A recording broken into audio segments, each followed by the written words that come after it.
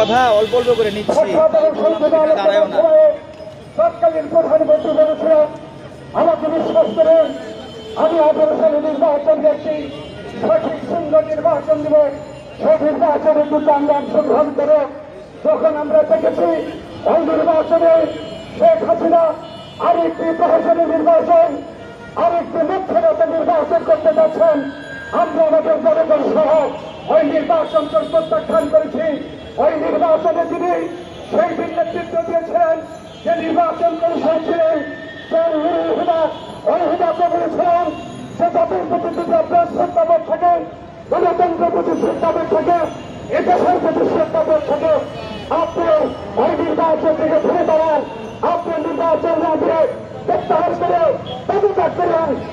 হুদাকে বসে দেওয়ায় জনগণের পক্ষ অবলম্বন না করে একদল ওই শেখ হাসিনার পক্ষ অবলম্বন করে মধ্যরাতে নির্বাচন করেছিলেন। সেই নির্বাচনে জাতিকে ধ্বংসের মুখোমুখি করা হয়েছিল। সর্বশেষ 25 সালে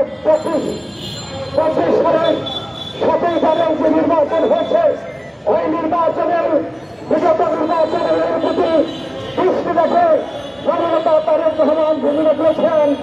আমরা কোন আন্দোলন সংগ্রামের থেকে ওই 25 সালের 7ই জানুয়ারি নির্বাচনে আমরা ভোটকেন্দ্রে অংশগ্রহণের চেষ্টা নয়। আমরা জাতি ধর্ম বর্ণ নির্বিশেষে এদেশের মানুষ ভোটকেন্দ্রে অংশগ্রহণ না করে আমরা জাতিকে জানিয়ে দিতে চাই, এই সরকার অবৈধ, এই অবৈধ সরকার হয়েছিল, বড় নির্বাচন হতে পারে না। এবং শিক্ষাই হয়েছে সেই নির্বাচনে আমাদের সেই ওই নির্বাচনে বাংলাদেশের কোনো মানুষ নির্বাচনে অংশগ্রহণ করে নাই, ভোটকেন্দ্রে অংশগ্রহণ করে নাই। কিন্তু সেই দিন নির্বাচনে প্রার্থীকে ঘোষণা করেছিলেন। এটাই মনে করতে পারি এরা ছিল জাতীয় দুশ্মন। ওই নুরুল হুদার আছে জাতীয় দুশ্মন, ওই নুরুল হুদা, সেই নুরুল হুদা ব্যক্তি এরা ছিল জাতীয় দুশ্মন। আজকে শেখ হাসিনার সাথে এই জাতীয় দুশ্মনকে চিহ্নিত করে তাদেরকে আদালতের লক্ষ্য দিয়ে তাদেরকে আইনের মোকাবিলা করতে হবে। আমার জন্ম না হয়, ব্যক্তিদের জন্ম না হয়, আজকে আমাদেরকে শপথ দিতে হবে। এই সরকারের মধ্যে স্বচ্ছতা প্রমাণ করতে হবে, ন্যায় সংগঠক নির্বাচনের জন্য। আমি এই প্রসঙ্গের বাইরে একটা কথা বলতে চাই, কথা বলতে চাই। তাদের বিরুদ্ধে অনেক দুর্নীতির চেষ্টা হয়েছে, তারা অনেক রকম দুর্নীতি কর্মকাণ্ড অংশগ্রহণ করেছেন।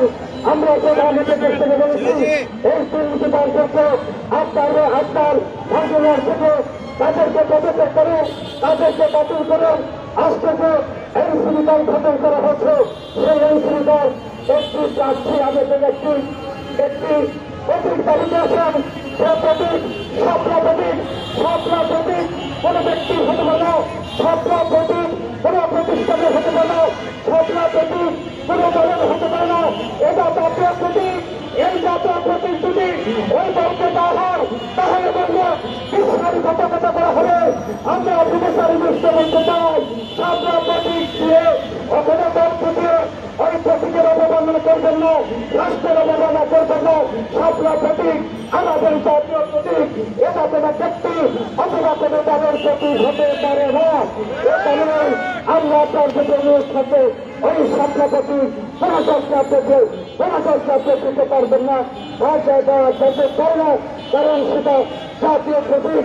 আর বলতে চাই আগামী দিনে যে নির্বাচন হবে, এই নির্বাচনকে সামনে রেখে আমাদের ভারপ্রাপ্ত চেয়ারম্যান তার নেতৃত্বে জাতীয় ঐক্যবদ্ধ হয়েছিল, তার নেতৃত্বের মধ্য দিয়ে আমরা রাজপথে থেকে আন্দোলন সংগ্রাম করে একদিনের শাসন ব্যবস্থা চলছে অবস্থা নিয়ে আমরা সে ব্যাপারে একসাথে পালিয়ে যেতে বাধ্য হচ্ছি না।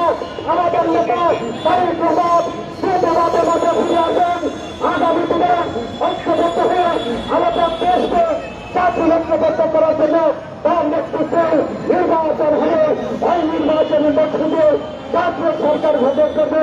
তার নেতৃত্বের মধ্যে দিয়ে একটি দেশ গণতান্ত্রিক রাষ্ট্র ব্যবস্থা কারণভাবে আসুন আমরা কেমন করে শেখ হাসিনাকে ঐক্যবদ্ধভাবে পতন ঘটিয়েছি অনেক বাধ্য হয়েছে তেমন করে ওই নির্বাচনে জাতি ধর্ম ঐক্যবদ্ধ হয়ে তারেক রহমানের নেতৃত্বে গণতান্ত্রিক রাষ্ট্র ব্যবস্থা তৈরি করে আপনাদের সবাইকে ধন্যবাদ। আসসালামু আলাইকুম।